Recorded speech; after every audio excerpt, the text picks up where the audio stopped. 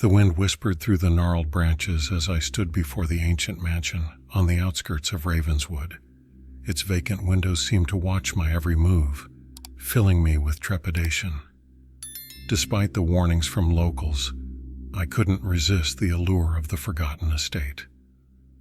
As the door creaked open with reluctant surrender, a shiver ran down my spine. The foyer greeted me with a heavy stillness, and the air felt laden with the weight of forgotten memories. Each step on the creaking floor echoed through silent corridors, amplifying the sense of abandonment that clung to the mansion. In the dim glow of my flashlight, I ventured deeper, my senses heightened by the eerie ambiance. Dust-covered furniture, frozen in time, whispered tales of lives long gone. The air grew colder as I descended into the heart of the mansion, drawn by an unseen force. There, in a room untouched by the passage of years, I discovered a grand mirror with an ornate frame that spoke of a different era. I couldn't resist the call of my own reflection, but as our eyes met, a chill settled in my bones. The mirror seemed to hold secrets, and the room darkened as whispers, like ethereal murmurs filled the air. My reflection twisted into a malevolent grin, a sight that sent shivers down my spine. Panic surged as I tried to turn away, but the reflection held me captive, mirroring my every move with unsettling precision.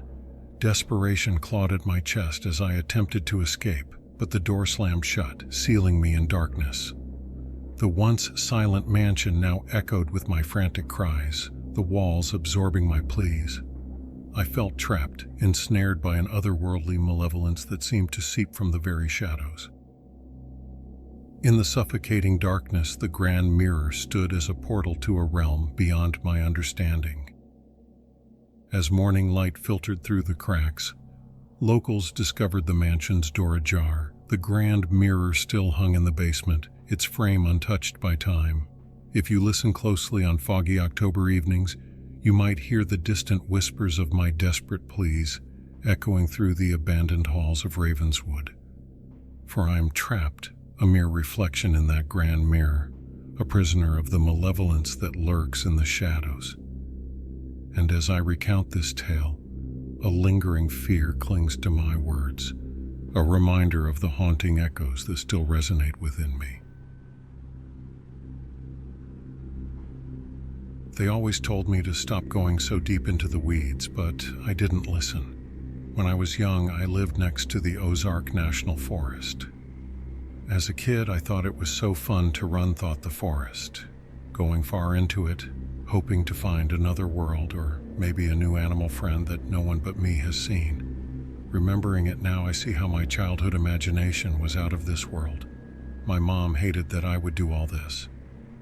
She told me one time that the forest was not to be played with, and that there are a lot of people that go into it and don't come back. She always wanted me to stay close so she could hear me if I need help.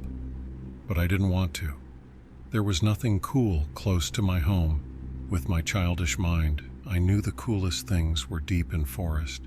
Even after all the worrying, I didn't listen. I just had to keep going deeper, until one day when my mom was distracted with cooking for a party. That was the day I knew I could run deep into the woods with no one worrying or looking for me. I remember I snuck out the back door and just started to run as fast as I could. I don't even know how long I ran for, but I just want to find that new world.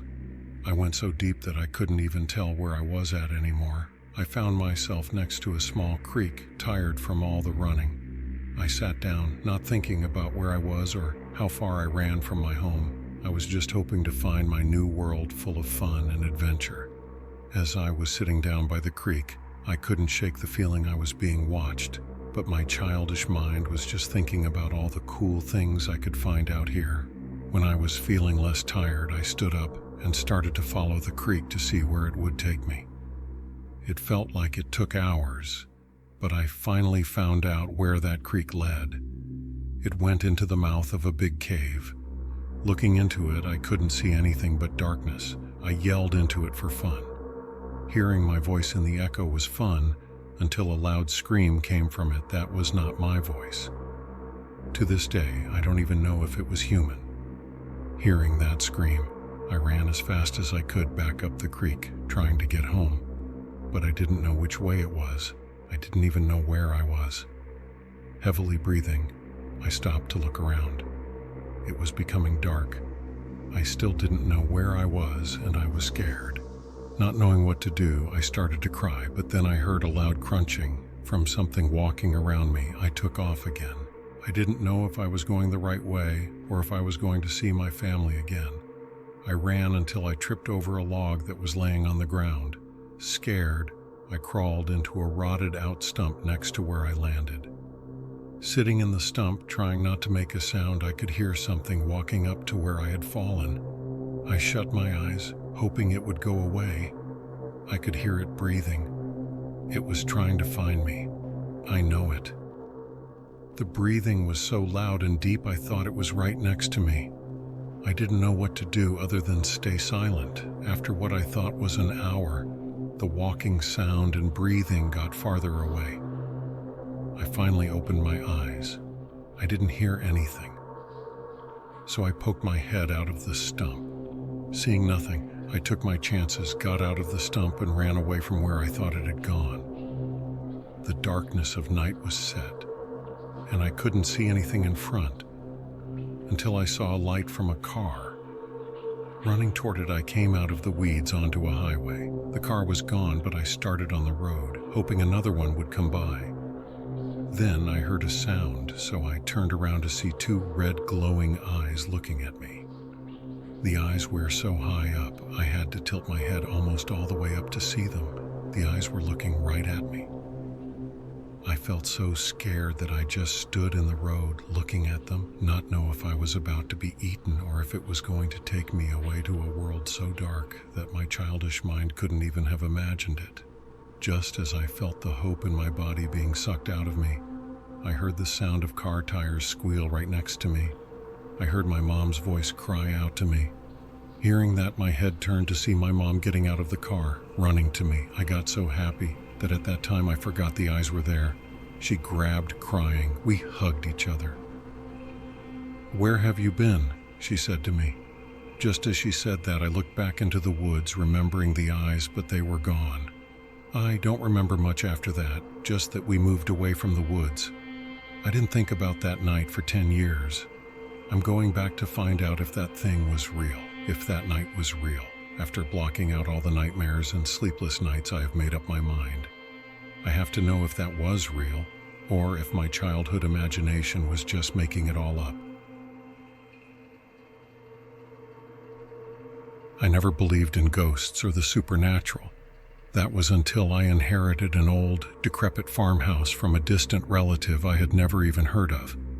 The house stood in the middle of nowhere, surrounded by dense, overgrown woods. The moment I stepped inside, an unsettling chill ran down my spine. The air felt heavy, and the creaking floorboards seemed to whisper secrets of the past.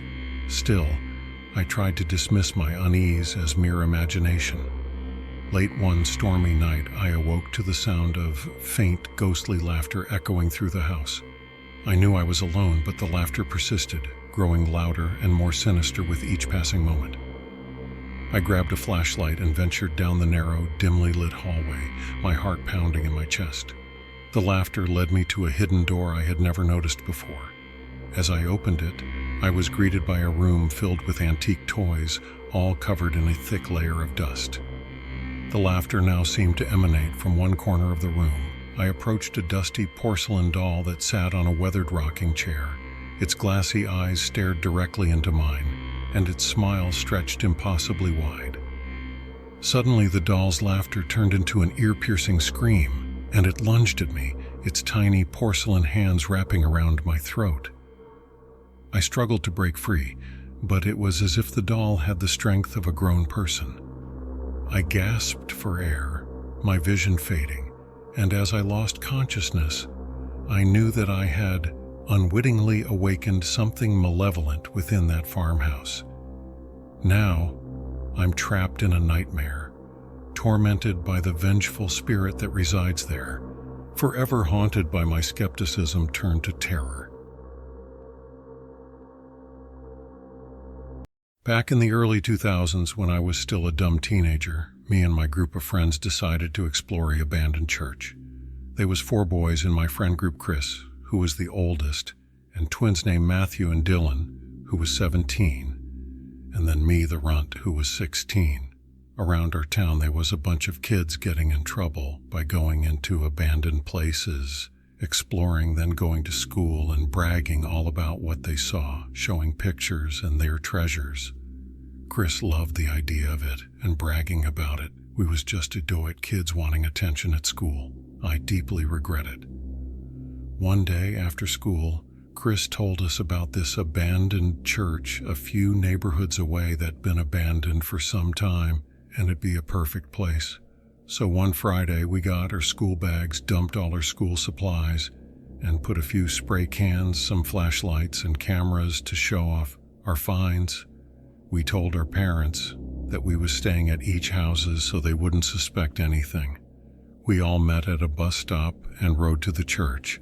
When we got there, Dylan took many pictures of the church.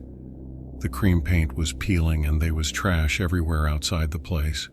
Broken beer bottles and cans like someone already been there. We found a broken window and jumped inside. The boards creaked, scaring us, but then laughing. Matthew got some spray paint and sprayed his name on the damaged walls, and Dylan taking pictures of it. Me and Chris walked forward to the pews, turning our flashlights on, shining them over the pews. Chris stopped and pointed his flashlight to a pew that had a stained blanket and rags. Under the pew was a duffel bag with some beer bottles. Like someone was living here. Chris shined his light over other pews, and they was kind of similar. He grabbed my hand and rushed over to the other boys who was goofing off. "We need to get out of here. Someone is here with us," Chris whispered. The twins froze and looked scared like I was. We grabbed our bags and rushed to the window and ran to our bikes and went home. We was too scared to ever talk about it again. A few years later, when we all graduated, I find out there was some junkies that used to live there, or some people that had warrants stayed there. Matthew brought it one day when we all met up at a bar. We was all thankful that we didn't find anyone there or someone finding us.